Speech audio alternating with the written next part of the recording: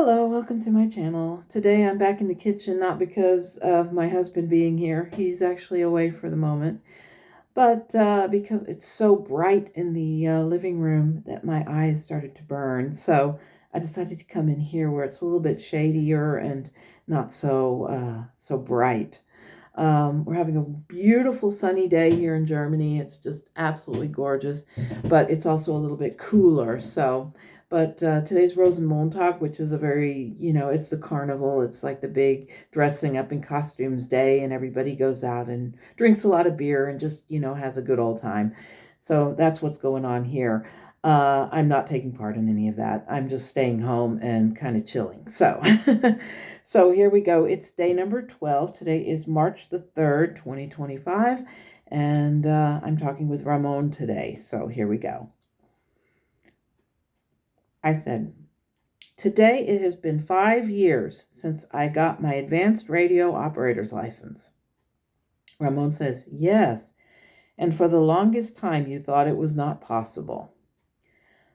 I said, yeah, and oh boy, was I wrong. It really has opened me up to the rest of the world. There is a greater understanding of people. And Ramon says, indeed. The act of reaching out to other people is a massive gift. The understanding that you have of other people has enriched your life in a very powerful way. And I said, it is fun to get cards from other people, to see how their lives are, and to gain insight that in the end, we are not also all that different. We all want the same things: to have enough food to eat and a roof over our heads. Ramon says, the way of understanding other people enhances your life. In other words, the acknowledgement that people are similar to one another and that you can access that understanding every time you turn on the radio. And I said, yes, I was totally bummed yesterday.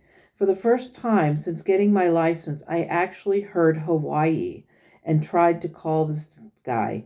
He refused a simple 2-second contact because he was doing a contest. Ramon says, not every operator is going to be as kind as you are. You talk to everyone, and the contest takes a back seat to an idea of humanity. I said, it just seems like so many people have become selfish. As long as it doesn't affect me, it's not important. It really is heartbreakingly sad. I hope I never lose that part of myself. Ramon says, as long as you stay in the light, you will not. There are many people who have to learn that the world is a magical place if they just look up and notice it. In the world, you have so many people. Their priorities are different. It does not mean that you must feel, or react in a certain way. It just is. You have learned that kindness is its own reward. There are so many people who are basically unkind, and they expect the world to be kind to them. The lesson is what you give is what you get. It is a boomerang effect. You throw out love, compassion, and kindness, and that is ultimately what you will get back. I said, not always. Sometimes there are people who are just downright nasty. I have seen this. Kind-hearted people just get ransacked emotionally. Did they deserve that? Ramon says, no, that's not what I'm saying. Listen carefully. The act of kindness does reap its own reward. Just 2 days ago, you were upset because the U.S. leader treated a man who visited him like garbage. And I said, yes, that was awful. That is why I never say a man's name. I will say Zelensky, but I won't say that horrible human's name. He deserves zero acknowledgement from me. Ramon says, indeed, and you also have a few other things you call him. I said, I won't swear on my channel, Ramon. You know that. And Ramon says, indeed, which is why I will not say his name either. But as I was saying, you want to know what happens energetically? After that meeting, look at how the world addressed the two men. One of them, the one that was degraded and bullied, left and went out into the world. What happened? I said Zelensky was treated like the hero that he is. And Ramón said, exactly. People line the streets to cheer him on. The respect and admiration that the people have towards him is through the roof. Since many may say that this is because everyone likes the underdog, that is not entirely so. Many people see the courage and story of David and Goliath, but they also are inspired by him, so much so that they cheer him on. The Prime Minister of the UK behaved like a true statesman should. Yet, if he did not have the opportunity to make the acknowledgement, then his relationship to his own people might have fallen by the wayside. Don't you see? It's like your story. You make a great antagonist, and then the protagonist has the opportunity to shine as a true hero would. The other side of it stands true. Remember when the vice president went to Vermont on his trip and he was met with protests? That was karma in action. He wanted a quiet vacation, but after his publicly awful behavior, then he had to face these things. It was not going to be easy, and now it is not going to be easy for him because the people of the world over are seeing what side of the fence this man was on, and they are deciding what side they will be on. This has truly evolved into a good versus evil idea. The good people are the victims, and the evil people are the perpetrators.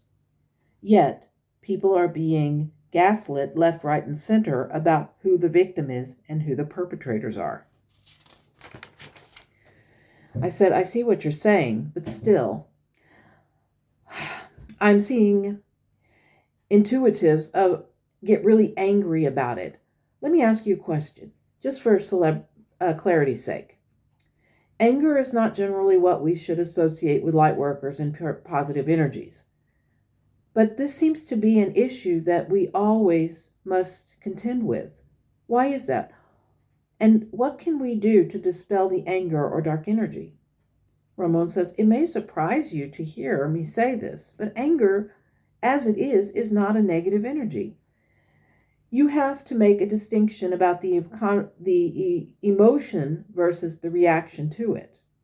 The emotion of anger comes about because generally you see an injustice of something, a criminal or group of criminals being let out of confinement, or rich and wealthy people walking around acting as though they could do anything, then even if it was unjustified. The act of being angry is like saying that something is not fair. I said, I just got the image of the Goblin King filter through my mind. What is my basis of comparison? Ramón said, let us break down the idea of anger, and then we can attack those other questions. They are valid, but we need to go at this through a logical basis. Okay, the emotion of anger is neither right nor wrong. It just is. What you do with your anger has a level of positive or negative energy affixed to it. If you are angry and you find that the only things you can do to contend with that anger is to attack the Capitol building and smear feces all over the walls, then the result will be that you will be arrested or tried for doing what you did. Now, on the other hand, if you are angry and decide to protest or march, then it will be a positive sense, and you will have used your anger to create some good. This is like telling a child to conceal their anger because anger is considered bad. What do you think happens? I said, that child grows up and lashes out at everyone and everything. And Ramón says, then you just answered the question as to why the events of last Friday happened. The people voted in a person who has yet to learn about how to contend with that anger.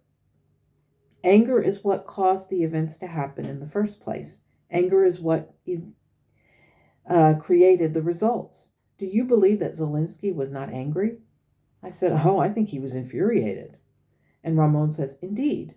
But he was able to take his anger and contend with it in a productive and mature manner.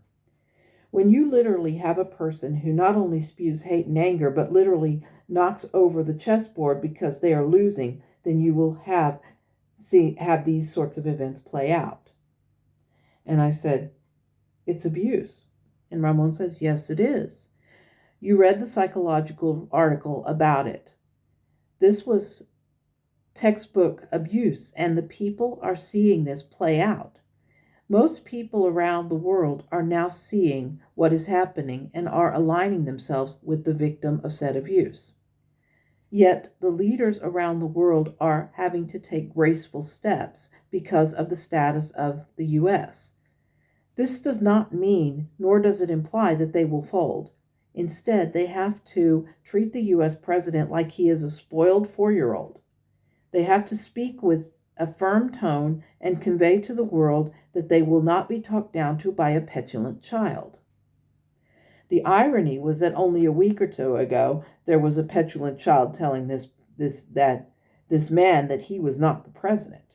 I said, "Are you saying that the nut job billionaire is pulling the strings?" Ramon says, "In essence, most of the known psychics are seeing this, but also normal, average people are also seeing this. It is nothing that a person with a great deal of spiritual talent has to notice this, but you have seen firsthand that a man with the ability to think beyond a grade school level walks into a room with a 4-year-old in tow and uses the child as a human shield to protect him, to be protected against a man with the brain functionality of a child of the same age." And I said, in other words, Shakespeare could not write a comedy that measures up to the clown show that we are seeing. Ramon says, "It's more like a tragedy, Yvette. The act of this coming about on a world stage has shown the level of de-evolution of the human race." I said, "I still do not think I will ever understand how anyone in their right mind could have voted for this nonsense. I feel like I am sitting in the middle of a Monty Python sketch." Ramon says, "Perhaps, but at least the Monty Python sketch was funny." And I said, "Yes, that is just sad. A horrible example of how human beings have created an absolute mess." And Ramon says, "Remember what you learned recently?" I said, "About actions having an impact on the world?" Ramon says, "Yes. The things that happened in the U.S. were a warning to those in Europe. So think of it this way. At least you won't have to see this mess in Europe. People observing this may all be thinking the same thing. They may be thinking that one man has prevented others from using the reins of power to create the chaos the world over." I said, "Maybe, but still it's a harsh lesson." And Ramon says, "Sometimes the best lessons are the harsh ones. Stay strong. You know that you have the right to feel anger. It is what you do with it that will be positive or negative.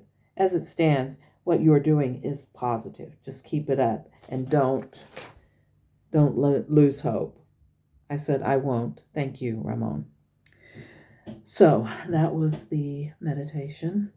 We talked a lot about what was going on last week and about this emotion of anger that a lot of people probably are feeling, and you're probably feeling it as much as the rest of us are. But I'm just listening to what they are saying and actually recognizing that that maybe the way we react to our anger is probably what's going to bring the positive change that we need in this world. So that is basically what I got for today. So I hope that you will not lose heart, that things will get better, and we just have to wait and see what happens. So take care. Have a great day. Get out in the sunshine if you have it and if you can. And I wish you a wonderful day. And as always, namaste.